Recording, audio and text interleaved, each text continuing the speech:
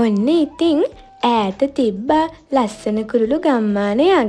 ඒ ගමේ කුරුල්ලෝ හරි සතුටින් ජීවත් වුණා. ඉතින් ඔහොම ඉද්දින් එකපාරම ලොකු කරදරයක් ආවා. ඒක කුණාටුවක්. මේ චූටි දුව බලන්නකො හයියෙන් හුලඟුකුත් එනවා. මේ කූඩු එච්චර හයියක් නෑනේ.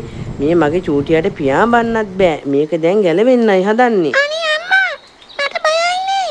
මේ ආන්නකෝ අම්මා මේ කූඩෙන් අපි වැටුනොත් අපි ඔක්කොම මැරෙයි නේද? මට නම් බයයි බෑ.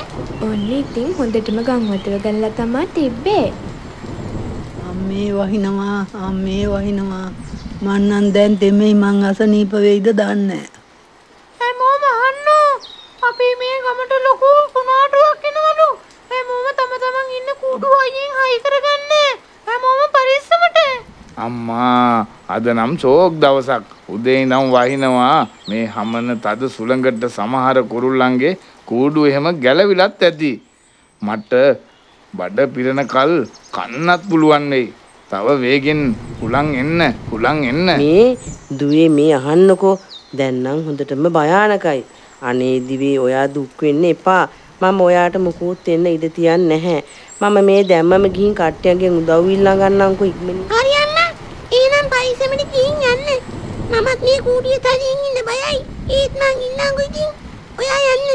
ඔන්න ඉතින් එකපාරටම තද බල කුණාටුවක් ඇති වුණා. ඒ අහිංසක අම්මා එයාගේ දරුවව බේරගන්න ඕනි නිසා කට්ටියන්ගෙන් උදව් ඉල්ලගන්න ගියා.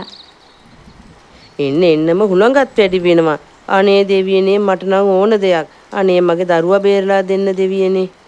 මේ කළු කපුට ආසයියේ මම ලොකු කරදරේ වැටලා ඉන්නේ. අනේ ඔයාට පුළුවන් නම් මගේ කූඩුව පොඩ්ඩක් හදලා දෙන්න. ඔයාට ගොඩාක් ස්තුතියි. මම ලොකු කරදරයක වැටලා ඉන්නේ. අනේ ඔහෙට පිස්සුද? මමත් ඉන්නේ උද්දුම බඩගින්නක. මම එනවා මට ඔයාගේ දරුවා කන්න දෙනවා නම්. නැත්නම් වතුරට යට වෙලා දෙන්නටම මැරෙන්නයි වෙන්නේ. මම හිතාගෙන හිටියේ ඔයා ගොඩාක් හොඳ කපුටාස් අයියෙක් කියලා. ඒත් අම්මා කෙනෙකුට දරුවෙක් වෙනුවෙන් කරන්න බැරි දෙයක් නෑ කපුටාස් අයියේ. අනේ දෙවියනි මේ හුණගෙන් මගේ අම්මා ආරක්ෂා කරලා දෙන්න. මට පියාඹන්නත් බෑනේ. මං බයයි. මගේ අම්මා ඉක්මනින් ආරක්ෂා කරන්න. ඉතින් මේ රෝසි කිරිල්ලිට කවුරුත්ම හම්බ වුණේ නෑ. ඒ නිසාම මෙයා සුදු අයියව හොයාගෙන යනවා. අනේ අර පඬිත රෝසි කිව්වා නේද? එයාගේ දරුවා තනියම කූඩුවේ ඉන්නේ කියලා. මරු. මට පුළුවන් එහෙනම් රස මස් ටිකක් මගේ බඩට දාගන්න.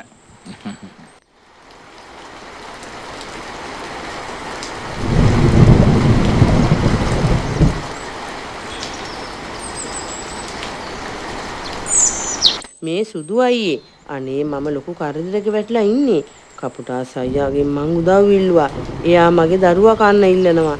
ඒකයි මං ඔයා හොයාගෙන ආවේ. අයියෝ ඕක මොකක්ද? මට පරිවියාන නංගියතේ පණිවිඩය කිව්වනම් මම එනවනේ අනේ. ඔයත් බොරුවට මේ හුලං කුණාටුවේම මාව හොයාගෙන ආවා. හරි යන් මං එන්න.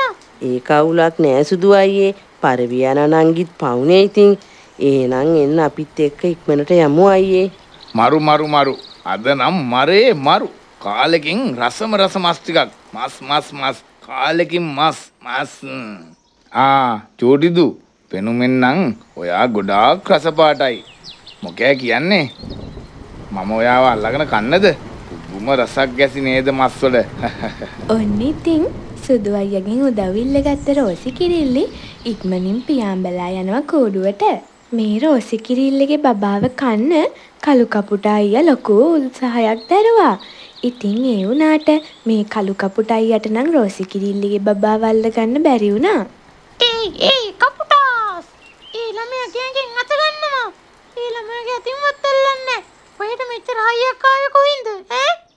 ඔයා මේ දැම්ම යන්න. මං අද යාට හොඳම පාඩමක් උගන්වනවා. අනේ මට සමා වෙන්නකෝ සුදු අයියේ. මට සමා වෙන්න. මම ආයේ කාටවත් කරදර කරන්නේ නැතුව ඉන්නම්කෝ. ඉතින් මේ සුදු අයියාගේ ප්‍රහාරයට ලක් වෙච්ච කළු කපුටාස් අයියා එකපාරම බිමට ඇදගෙන වැටුණා. කළු කපුටාස් අයියා ගහගෙනම ගියා ඒ වතුර පාරට. සුදු කපුටාස් අයියා රෝසි කිරිල්ලිවයි රෝසි කිරිල්ලිගේ බබාවයි එක්කගෙන එයාගේ කූඩුවට එක්කගෙන ගියා ආරක්ෂාවට. අපේ කතාව බලපු ඔයාලට ගොඩක් ස්තුතියි. අලුත් කතාවකින් අපි අයත් හමුවෙමු.